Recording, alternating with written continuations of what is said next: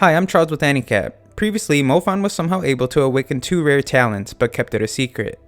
When faced with impossible odds in a duel, Mofan finally reveals his two talents to everyone. He is then entrusted with delivering the sacred spring, but is shocked to find a traitor that wants to take it from him. The story continues as the military tries its best to defend the border, and Officer Kong is informed of a patrol member that had managed to survive the attack in the woods. He has informed them that his team was not killed by a one-eyed wolf, but instead was killed by a pet archwolf. Kong cannot believe what he is hearing, since there is only one person in the entire army that owns one. In the safe zone, Mizao is told that things are becoming very chaotic now that several refugees have arrived. There are also rumors that a large group of Sky Magic High School students are headed there, but the route to the safe zone is becoming more dangerous as time goes on. Ning-Su overhears them and decides to go help them, but Mizao says that she will not be able to accomplish much during a level 4 emergency. She says it's better than doing nothing, but he refuses to allow his only daughter to run into danger, and has someone watch Ning-Su so she doesn't leave. Outside the safe zone, Yang compliments Mofan on his intelligence, since all the others he killed never figured out he was a traitor.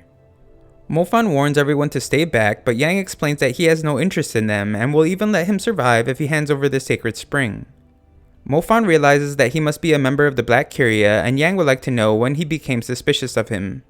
Mofan thinks about how it had been when he learned that monsters would go berserk when given the violent spring liquid, and remembered how one of his archwolves had lost control during training. Mofan says that he managed to kill one of his wolves before, so he can do it again, and Yang calls upon the beasts that every Black Curia member has. The archwolf manages to pin Mofan down, and we see that Zhang freezes in fear. Luckily for him, he is saved by a team member, but has blood on him and turns to see that Yuhei has been struck. Zhang is then rescued by the rest of the team as they battle the other beasts. Zhang runs to Yuhei's side and tries to assure her that she will be okay. She is happy though, revealing that he was the first person she was able to protect. He can't believe she chose to protect him over herself, and she explains it's because he is very important to her, but those prove to be her final words. Zhang taunts Mofan, saying that all his friends are dying and there is nothing he can do. However, he focuses on his stars and manages to break free. Zhang is impressed, offering to teach him some things, and today's lesson is that he should never trust anyone. He demands the sacred spring again, threatening to kill his friends. Mofan brings it out to confirm that is what he actually wants, but instead of handing it to him, he begins to drink it instead. Everyone is stunned to see such reckless behavior, and Yang becomes enraged. Mofan explains that he can no longer get it by threatening his friends and will have to kill him for it. Their fight begins, and Mofan's development is obvious as he manages to hurt the archwolf. However, he struggles as there are too many enemies, and Zou says that they must slow them down so that Mofan has time to use his magic. Zhang reminds his monsters to ignore the others since Mofan is their target, but it's too late. His friends have stalled them just long enough for Mofan to use a powerful fire attack, that when combined with an attack from Zou, burns the monster to death. The archwolf recovers though, and Zhang explains that it is time to end the fight. Up above, we see that Mr. Shang knows that if you kill the master, then its pet becomes useless. He proclaims that he won't let his students be hurt anymore, and hits Yang with a sneak attack while Mofan lands an attack on the wolf. Yang reveals that he had hit a beast just in case someone tried to attack him, and explains that it is cursed, so Mr. Shang's abilities won't work on it. Just when it seems like he has the upper hand, Bai appears to land a deadly blow. The fight is over, but Yang is still in pain as he holds Yuhei's lifeless body in his arms. Mofan is completely drained, and Mr. Shang explains that the black beasts disappear when its master does. Zhang doesn't know what to do and can only say that he must become stronger. Yanzo arrives and explains that they have been looking for Mofan, but see that they have come too late to help his friends. Tensions rise when one of the soldiers sees that they have killed another member of the military, but Mofan explains that he was actually a member of the Black Curia cult, and uses the black puddles of blood as evidence. They are still skeptical, but decide that it would be best to discuss it further inside the safe zone, while a few stay to investigate the scene. Another glimpse into the city shows that things are just as bad as ever. A group of soldiers discuss how it no longer matters how many troops the army sends, since the enemies are endless, and their plan to kill the commander level monster won't work. They wonder how so many monsters managed to make it to the city without them passing through the border, and believe that it may have been space magic. That is impossible though, since not even the Black Curia would be able to learn it, and they decide to report back to Officer Kong. However, they are somehow spotted, and before they could even move, are completely wiped out in an instant by the commander level monster called the Pterolycus. Mr. Shang explains to the main group that they have arrived at the safe zone and that its barrier is still up. However, he doesn't reveal that the majority of those that made it there have had to pay a great price. Mofan arrives to speak with Kong as he is told that an autopsy has shown that Yang was indeed a spy for the Black Curia. He is glad to see that he is still alive, but Mofan is upset that he has lost a few friends due to one of Kong's subordinates. To his credit, he takes the blame for not noticing the spy and asks how Mofan knew about Yang's real identity. He says that he didn't know and was just being cautious by not giving him the sacred spring when he finally revealed his betrayal. Kong says that he can rest easy now and asks that he trust him with the spring. Mofan explains that it actually has nothing to do with trust because he has actually drank it. This upsets Kong greatly since Bow City depends on it to gain one more level 2 mage every year.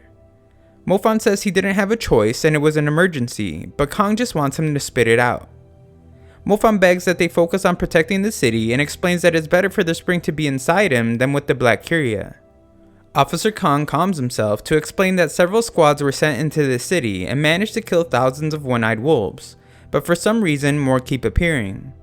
He figures that killing the Pterolycus will end the invasion, and Mofan can't imagine who would be capable of doing that. A soldier explains that Kong is a level 3 mage and their only hope of defeating it. Kong believes he has a 50% chance of killing it, but if they can't clear out the wolves, that drops down to only 10%. He then acknowledges Mofan's bright future and tells him to make sure he reaches his maximum potential. Kong then commands his troops to prepare for battle as they will now head to the city to defeat the Pterolycus. At the hospital, Zhang puts Yuhei to rest. He vows to validate her sacrifice by becoming so powerful that he will protect the city and rescue thousands of kind people just like her. In the city, Sing desperately looks for Mofan but can only cower in fear when he is attacked. In the safe zone, Ningsu finally finds Mofan and explains that she had always known that he was alive. Mizao hates that his daughter has run to a hoodlum like Mofan and believes that he must have abandoned his classmates to escape into the safe zone alone. Mofan has had enough. He explains how he and his friends have sacrificed far more than him even though he has enough money and resources to do more. Ningsu comes to her father's defense, and as Mofan leaves, he can't help but think about his father. In the city, the attack on Mofan's father is stopped by Ling at the very last moment, and he explains that he is Mofan's father just as he passes out.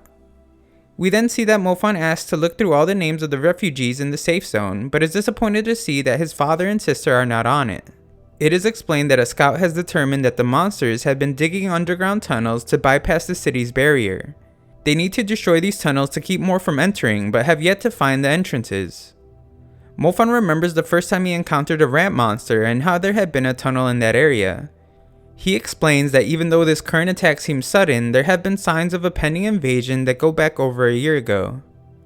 Mofan thinks they should contact the monster hunters since they keep track of all the monsters they hunt, and they should be able to track the rat monsters back to the tunnel entrance. In their meeting, Mofan asks to see the hunter's logs to determine the frequency of Cyclops appearances. Captain Zuda explains that it would take a lot of time to create tunnels long enough to reach the city from outside the border, and Mofan says that it must have been going on way longer than they've imagined. The general figures that someone must have been plotting this for a while and asks which area has the most Cyclops activity. Mofan's intuition is proven correct when it is revealed that the most frequent Cyclops sightings have been in the area around his sister's school. The general declares that the military and hunters will form a special team so that they can find the tunnel entrance. Outside, Mofan searches the crowd in the hopes of finding his family and is thrilled to finally see his father. He explains that he had been rescued by a girl, and a couple hunters reveal that they had found his father unconscious along with Lin, but she is now dead as she sacrificed her life to save him. Mofan can't believe she managed to keep her promise, and Sing begins to cry when he thinks about how dangerous it is in the areas Zaya is in. The scout team are relieved to finally be able to relax when they notice that the monster hunters are preparing to leave the safe zone. They can't believe they would do that, but are even more shocked when they see Mofan requesting to go along. His classmates beg him to stay since he worked so hard to get there, and his father arrives to warn that his sister might already be gone. However, Mofan says that she might still be alive and waiting for him somewhere. He has never disappointed her before, and that is good enough of a reason for him to go. The general explains that Mofan has proven himself and will allow him to go, but they will not be able to help find his sister since they have an important mission. Mofan says that it's fine and just wants to stay with them on the way there. In the city, we see the group that Zaya hides with. Several of them have been separated from family, and one man insists that no one will come to rescue them. He believes that the monsters will soon find them, and they will have a better chance to survive if they escape the city. However, the rest believe that reaching the barrier this late into a level 4 catastrophe is impossible. One of the men reveals that he is an experienced pipeline worker, and that he can lead them outside the city using the sewer system. The group believe to have now found the perfect solution, but it is pointed out that there is a girl in a wheelchair among them, and she can't travel well. The tunnels are too narrow for a wheelchair to pass through, and they are all ruthless, claiming that it is her problem, not theirs. The other young girl can't believe they could be so cruel and offers to carry Zenzaya. However, she declines her offer and asks that she go on with the others so that she doesn't end up dead. Zenzaya ignores the girl's pleas to let her help.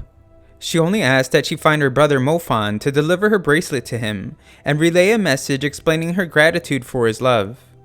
The young girl says she will do it and will ask that Mofan come back to save her, but Zenzaya declines that as well, requesting that the girl tell Mofan she had died and that he needs to continue on living his life. The girl leaves and Zenzaya searches some boxes to find a weapon she can use. The commander explains that their mission will be to find the tunnel entrance and destroy it at all costs. They have kept the group small to avoid attracting attention, but they are all experienced fighters. Zuda says not to worry, in the worst case they will all die together defending the city, and even if he were to die, he would be able to block half the entrance with his body. Mofan stares at the tattered city. He is confident that Zenzaya is still alive and only asks that she wait for him. Thanks for watching part 7, 10,000 likes to let me know you want to continue the series and I'll make a part 8.